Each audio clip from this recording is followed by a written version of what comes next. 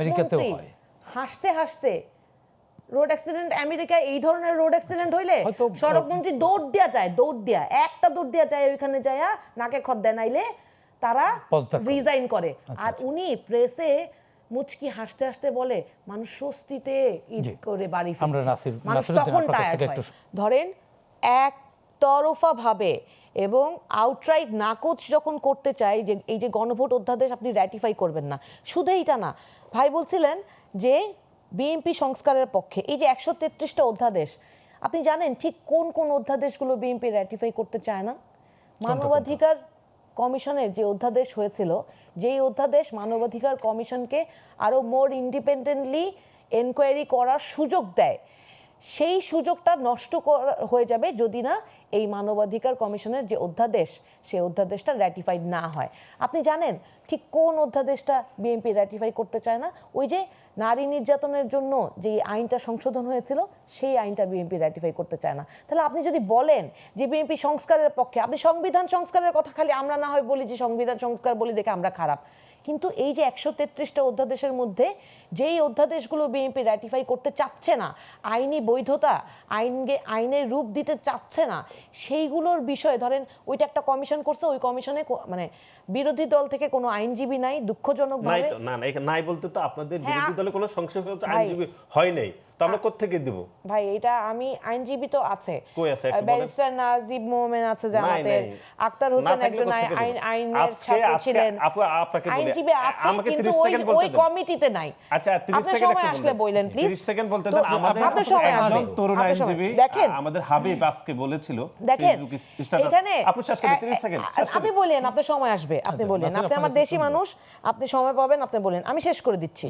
তো এই যে ধরেন মেজর এবং বেসিক জায়গাগুলোতে যখন বিএনপি সংস্কার চায় না এবং সেগুলোকে আইনের রূপ দিতে চায় না, তখন তাদের উপর আস্থা রাখা খুব কঠিন হয়ে যায়। এবং তখন শুধু সালাউদ্দিন সাহেবের উপর যে আমরা ক্ষিপ্ত হয়ে এই বক্তব্য দিচ্ছি, ব্যাপারটা এরকম না। দলীয়ভাবে গোটা বিএনপির উপরেই আপনার আস্থা অবস্থান না। জনাব আজকে দেখেন সারাদিন সংবিধান সংস্কার, গণভোট এগুলো নিয়ে আলোচনা হলো, কিন্তু জনাব তারেক রহমান আমাদের প্রধানমন্ত্রী, আমরা তো চেয়েছিলাম উনি দুটো শব্দ বলুক, উনি একটা শব্দও বললেন না। আহা, মানে আপনার বিস্মিত এটা? এই না না, আমরা তো উনাকে আরো মোর ভিজিলেন্ট চাই। আমরা তো প্রক্সি প্রধানমন্ত্রীর কথা শুনতে চাই না। উনি কি তাহলে প্রক্সি প্রধানমন্ত্রীর কথা শুনবো কেন? আর উনি অ্যাবসেন্ট হইলে না প্রক্সি প্রধানমন্ত্রী নিয়োগ দিবে, আগে প্রক্সি প্রধানমন্ত্রী নিয়োগ দেখেন। আচ্ছা দেখেন, প্রথমে ভাই একটা কথা বলছিলেন যে আমরা সংবিধান সংস্কারের কথা বললে উনারা এখন টায়ার্ড ফিল করে। জানেন মানুষ, উনারা হয়তো দলীয়ভাবে দলীয় সিদ্ধান্ত আর আমাদের কথার কনফ্লিক্ট হচ্ছে দেখে ওনারা টায়ার্ড ফিল করছেন, কিন্তু আসলে মানুষ কি নিয়ে টায়ার্ড জানেন? যখন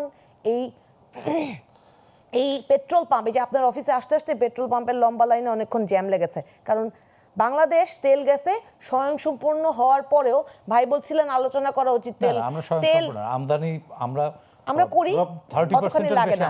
ভাই একটু আগে বলছিলেন তেল রপ্তানি করার বিষয়ে, মোর রপ্তানি করার বিষয়ে, তেল গ্যাস রপ্তানি করার বিষয়ে আলাপ করার বিষয়ে, অথচ বাংলাদেশের সমস্ত পেট্রোল পাম্পগুলো, গ্যাস পাম্পগুলোতে আপনি যান, দিনের পর দিন, রাতের পর রাত, ঘন্টার পর ঘন্টা লাইন, এবং ওনারা আউটরাইট নাকচ করে দেয় যে না এই ধরনের কোনো সংকট নাই। পরে অনুসন্ধানী তদন্তে বের হয়ে আসলো যে যেই গাড়িগুলোতে করে তেল গ্যাস ট্রাভেলড হয়, যেগুলো কমিউটেড হয়, সেই গাড়িগুলো কোন কোন জায়গায় থেমে, সেগুলো কোন কাদের সিন্ডিকেট, এগুলো কে কথা বলবে, কে থামাবে, এগুলো কার দায়িত্ব? এগুলো মানুষ কখন হয়রান হচ্ছে জানেন, কখন টায়ার্ড ফিল করছে জানেন?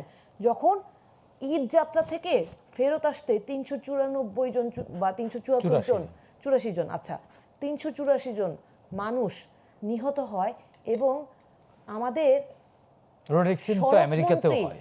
হাসতে হাসতে রোড অ্যাক্সিডেন্ট, আমেরিকায় এই ধরনের রোড অ্যাক্সিডেন্ট হইলে সড়কমন্ত্রী দৌড় দিয়া যায়, ওইখানে যায় নাকে খত দেয়, নাইলে তারা রিজাইন করে। আর উনি প্রেসে মুচকি হাসতে হাসতে বলে মানুষ স্বস্তিতে ঈদ করে বাড়ি ফিরছে। মানুষ তখন টায়ার্ড হয়।